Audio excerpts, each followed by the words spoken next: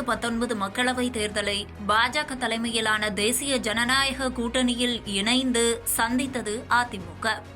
அதன் பின்னர் 2021ஆம் ஆண்டு நடந்த தமிழ்நாடு சட்டப்பேரவை தேர்தலையும் இரு கட்சிகளும் சேர்ந்தே சந்தித்தன.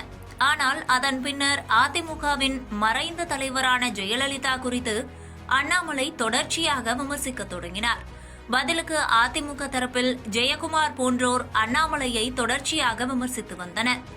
பாஜக கூட்டத்தில் வைத்து அப்போது அக்கட்சியின் மாநில தலைவராக இருந்த அண்ணாமலை அதிமுக பொதுச் செயலாளர் பழனிசாமி பதவிக்கு வந்தது குறித்தும் அவரை குறித்தும் கடுமையாக விமர்சனம் செய்திருந்தது இவர்களின் வார்த்தை போரை அடுத்த கட்டத்திற்கு எடுத்துச் சென்றது. இதற்காக அதிமுக சார்பில் அண்ணாமலை மீது புகாரும் கொடுக்கப்பட்டது. அண்ணாமலைக்கும் அதிமுக பொதுச் செயலாளர் பழனிசாமிக்கும் இடையேயான இந்த வார்த்தை மோதல் விஸ்வரூபம் எடுத்ததை தொடர்ந்து இந்த விவகாரம் கூட்டணிக்குள் பெரும் விரிசலை ஏற்படுத்த தேசிய ஜனநாயக கூட்டணியிலிருந்து விலகுவதாக 2023ஆம் ஆண்டு செப்டம்பர் 25ஆம் தேதி அதிமுக அறிவித்தது. தொடர்ந்து அண்ணாமலையும் நமக்கு திமுக அதிமுக இருவருமே எதிரிகள்தான், 2 திராவிட கட்சிகளை அகற்றவே என்னை மாநில தலைவராக மத்திய தலைமை நியமித்து உள்ளது எனவும் பேசி வந்தார். அத்தோடு இனி எப்போதும் அதிமுகவுடன் கூட்டணி இல்லை என பேசி வந்தார். அடுத்து நடைபெற்ற 2024 மக்களவைத் தேர்தலில் இரு கட்சிகளும் தனித்தனியாக கூட்டணி அமைத்து போட்டியிட்டன. எனினும் ஆளும் திமுக கூட்டணி தமிழ்நாட்டின் 39 தொகுதிகளிலும் வெற்றி பெற்றது. இந்நிலையில்தான் தற்போது இரு கட்சிகளும் மீண்டும் கூட்டணி அமைத்து 2026 தமிழ்நாடு சட்டப்பேரவை தேர்தலை சந்திப்பதாக அறிவித்துள்ளன. பாஜக மாநில தலைவராக நயினார் நாகேந்திரன் பதவியேற்றதிலிருந்து அதிமுக பாஜக இடையேயான உறவு மீண்டும் பழையபடி சுமூகத்தை எட்டியது. இந்நிலையில்தான் முன்னாள் பாஜக மாநில தலைவர் அண்ணாமலை எடப்பாடி பழனிசாமியை முதல்வராக்க வேண்டும் என பேசியுள்ளார். இது தற்போது அண்ணாமலை மற்றும் பழனிசாமி இருவருக்குள்ளான கோல்டு வார் எப்போது முடிந்தது என்னும் விவாதத்தை கிளப்பியிருக்கிறது. இன்று செய்தியாளர்களை சந்தித்த அண்ணாமலை வருகிற சட்டமன்ற தேர்தலில் திமுகவை வீட்டுக்கு அனுப்பிவிட்டு ஜனநாயக கூட்டணியில் உள்ள அதிமுக தலைவரான எடப்பாடி பழனிசாமி அவர்களை ஆட்சி கட்டிலில் அமர வைக்க வேண்டிய பொறுப்பு நமக்கு உள்ளது என்று பேசியிருப்பதுதான் இதற்கு காரணமாக அமைந்துள்ளது. செய்தியாளர்கள் சந்திப்பில் பேசிய அண்ணாமலை, உள்துறை அமைச்சர் அவர்கள் படை தளபதிகளான உங்கள் அனைவரும் தான் சந்திக்க வேண்டும் என்பதற்காக இங்கு வந்துள்ளார். 2026ஆம் ஆண்டு வருகின்ற சட்டமன்ற தேர்தலில் திமுக ஆட்சியை அகற்றி அவர்களை வீட்டுக்கு அனுப்ப வேண்டிய பங்கு முதலில் உங்களுக்கு இருக்கிறது.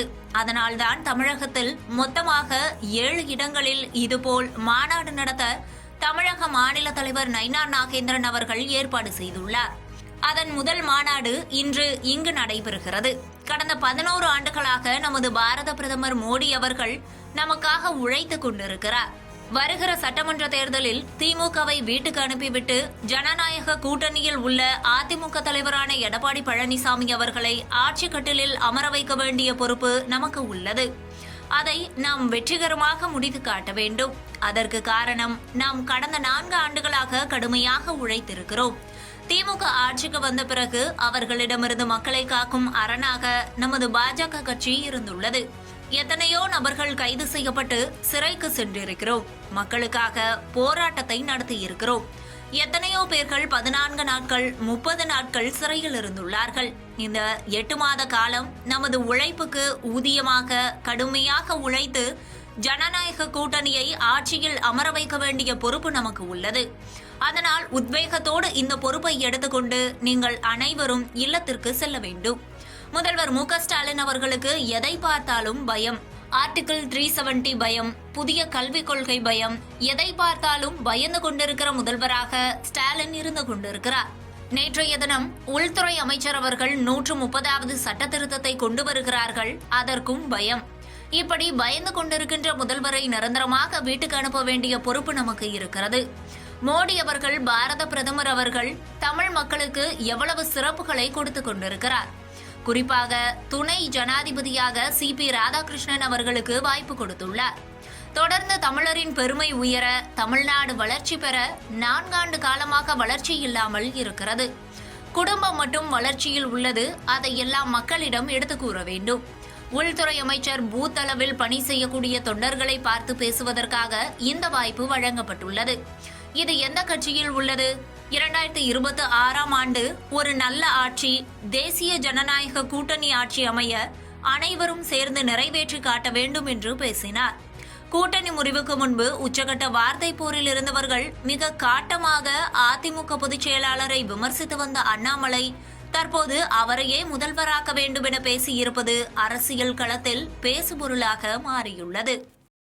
நேத்து அமித்ஷா பங்கேற்ற இந்த பூத் கமிட்டி கூட்டத்துல பாஜக முன்னாள் மாநில தலைவர் அண்ணாமலை பேசும்போது என்டிஏ கூட்டணி தொண்டர்கள்லாம் எடப்பாடி பழனிசாமியை சிஎம் ஆக்க உழைக்கணும் அப்படின்னு பேசியிருக்காரு. முன்னாடி ரொம்ப கடுமையா எடப்பாடி அவர்களை விமர்சிச்ச அண்ணாமலை இப்போ அவரை சிஎம் ஆக்கணும்னு நம்மலாம் உழைக்கணும்னு பேசியிருக்காரு. இந்த மாற்றத்தை எப்படி சார் எடுத்துக்கலாம்?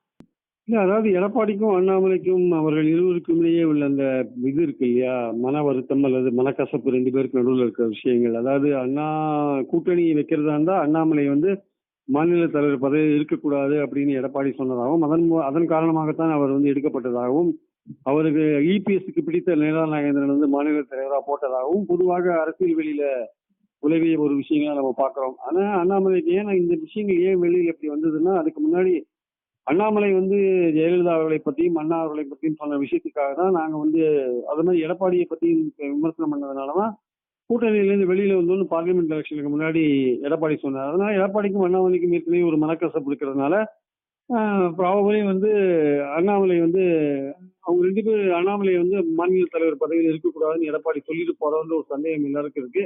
ஆனால் எடப்பாடி என்ன சொன்னாருன்னா, மற்ற கட்சி விஷயத்தில் நாங்க தலையிடுறதில்லைன்னு சொன்னாரு. பட் அதை ஒரு யூகத்துக்கு ஒரு விஷயமா நம்ம பாக்குறோம். ஆனா அதே சமயம் மறுபடியும் கூட்டணி சேர்ந்த பிறகு பாத்தீங்கன்னா அமித்ஷா தொடர்ந்து என்டிஏ ஆட்சின்னு சொல்றாரு, அஇஅதிமுக கூட்டணிக்கு தலைமை இருக்குன்னு சொல்றாரு. ஆனா முதல்வர் கேண்டிடேட்டை மட்டும் இபிஎஸ் சொல்ல மாட்டேங்கிறார். இதை பத்தி அண்ணாமலையிட்ட கேட்ட போது அண்ணாமலை என்ன சொன்னாரு, என்டிஏ ஆட்சி தான் அப்படின்னு சொன்னார். நான் என்னோட வார்த்தையை சொல்றீங்க, நான் அமித்ஷா சொன்ன வார்த்தையை தான் சொல்றேன் அப்படின்னு சொன்னார். என்ன கேட்காதீங்க, அமித்ஷா சொன்னதுக்கு மேல ஒரு வார்த்தை நான் சொல்ல முடியாது அப்படின்னு சொன்னாரு. அப்படி இருக்கும்போது நேற்று அமித்ஷா பூத் கமிட்டி மீட்டிங்ல பேசும்போது நேற்று மறுபடியும் என்டிஏ ஆட்சின்னு தான் சொல்றாரு. அப்படி முதல்ல அமித்ஷா சொல்லாத முதல்வர் எடப்பாடின்னு அமித்ஷா சொல்லாத போது என்டிஏ ஆட்சின்னு மட்டும் சொன்ன போது, அதாவது பாஜக அதிமுக கூட்டணி ஆட்சி என்று மட்டும் சொன்ன போது, இவர் எதுக்காக அதே பூத் கமிட்டியில எடப்பாடியை முதல்வராக்கிறதுக்கு எல்லாரும் உழைக்கணும்னு சொல்றாரு? அமித்ஷா சொன்ன வார்த்தையை மீற மாட்டேன்னு கொஞ்ச காலத்துக்கு முன்னாடி சொன்னவர் இப்ப நேற்று அமித்ஷா சொன்னது என்டிஏ ஆட்சி பாஜக அதிமுக கூட்டணி ஆட்சின்னு தான் சொன்னார். முதல்வரை பத்தி அவர் ஒண்ணுமே சொல்லவே இல்லையே. நீங்க எதுக்கு முந்திட்டு முதல்வரை பத்தி சொல்றீங்க? எடப்பாடியை பத்தி நீங்க சொல்ல வேண்டிய அவசியம் என்ன? அமித்ஷா சொன்ன வார்த்தைக்கு ஒரு வார்த்தை மேல சொல்ல மாட்டேன்னு கொஞ்ச நாளைக்கு முன்னாடி தான் சொன்னீங்க. இப்ப எப்படி நீங்க எடப்பாடியை முதல்வருக்கு ஆக்கிறதுக்கு உழைக்கணும்னு சொல்றீங்க? அப்போ இதுல இருந்து என்ன தெரியுதுன்னா, அண்ணாமலைக்கு ஒரு பிரஷர் வந்திருக்கு. நீங்க இந்த கூட்டணிக்கு எதிராக நீங்க செய்றீங்க, ஏதோ வேலைகள் செய்றீங்கன்ற மாதிரியான எங்களுக்கு தகவல் வந்திருக்கு. நீங்க இந்த கூட்டணி வெற்றி பெறத்துக்கு உழைக்கணும், அப்பதான் உங்களுக்கான பதவிகளை ஏற்றத்தை நாங்க கொடுப்போம்னு பாஜக மேலிடம் ஒருவேளை அவருக்கு சொல்லியிருக்கலாம். அதனால சரி, நம்ம எதுக்கு வீணா பிரச்சனை, நம்ம எடப்பாடியை முதல்வர் ஆக்குவோன்ற மாதிரியான விஷயத்த சொல்லி வைப்போம் அவர் நேற்று சொல்லியிருக்கலாம். ஒரு சமாதான கொடி ஏற்றி இருக்கலாம் என்பது என்னுடைய கருத்து. இல்லாட்டி நேற்று அமித்ஷா சொன்னதுக்கு மேல ஒரு வார்த்தை சொல்ல மாட்டேன் என்று சொன்னவர் நேற்று அமித்ஷா என்டிஏ ஆட்சின்னு சொன்ன பிறகு இவர் எதற்காக எடப்பாடியை முதல்வராக்கிறதுக்கு உழைக்கணும்னு சொல்றாரு?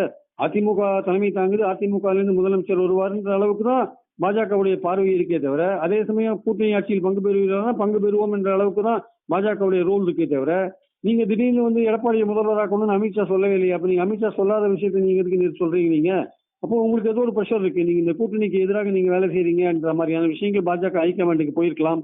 ஒருவேளை அவங்க உங்களுக்கு சொல்லியிருக்கலாம், இது மாதிரி இருக்காதீங்க, நீங்க இந்த கூட்டணி வெற்றி பெறத்துக்கான முழு ஒத்துழைப்பு கொடுங்கன்னு சொல்லியிருக்கலாம். இவர் ஒருபடி வேலையை போய் எடப்பாடியை முதல்வராக்குங்க, இதுக்கு வீணா பிரச்சனை, அப்பதான் பாஜக ஹைகமாண்ட் அவருக்கான பதவியை கொடுக்கறதுக்கு விரைவுபடுத்துவாங்கன்னு அவர் நினைச்சிருக்கலாம் அண்ணாமலை. ஸோ அதனால இதுக்கு பின்னாடியும் ஒரு அண்ணாமலையோட ஒரு அரசியல் இருக்கிறத நான் பாக்குறேன். ஆக்சுவலா அதாவது அவருக்கு ஒரு இன்ஸ்ட்ரக்ஷன் வந்திருக்கலாம், இந்த கூட்டணி வெற்றி பெறத்துக்கு நீங்க உழைக்கணும், எதிர்மறையா எதுவும் சொல்லாதீங்கன்னு. இன்னொன்று அவருக்கு இந்த மாதிரி கூட்டணிக்கு எதிராக உழைத்தா இருந்தா அவருக்கு மேலிடத்துல கிடைக்க வேண்டிய பதவி நேஷனல் லெவல்லயும் எங்கேயோ பதவி கொடுக்கறதா ஏற்கனவே அமித்ஷா வாக்குறுதி கொடுத்திருந்தாரு. அது கொடுக்கறதுக்கு டிலே ஆகுன்றதுனால நம்ம இன்னும் கொஞ்சம் அமித்ஷா சொல்லாத விஷயத்தையும் சொல்லலாம்னு முடிவு பண்ணி எடப்பாடியை முதல்வர் ஆக்குங்கன்னு சொல்ற விஷயத்தையும் அவர் கையில் எடுத்துட்டார் போல் இருக்கு. ஸோ இதுலயும் அண்ணாமலையோட அந்த ஒரு சுயநலம் இருக்கிறத பாக்குறோம். நம்ம அவருக்கான பதவிகள் கொடுக்கணும் அப்படின்னு பாஜக மேலிடம் சீக்கிரம் கொடுக்கணும்னா நம்ம மேலிடம் சொல்றபடி கேட்டு நடந்து கொள்ள வேண்டிய அவசியத்துல அவர் இருக்காருன்னு நினைக்கிறேன். அதனாலதான் நேற்று ஒருபடி மேலேயே போயிட்டு எடப்பாடியை முதல்வர் ஆக்குங்கன்னு அமித்ஷா சொல்லாத ஒரு விஷயத்த சொல்லியிருக்காரு.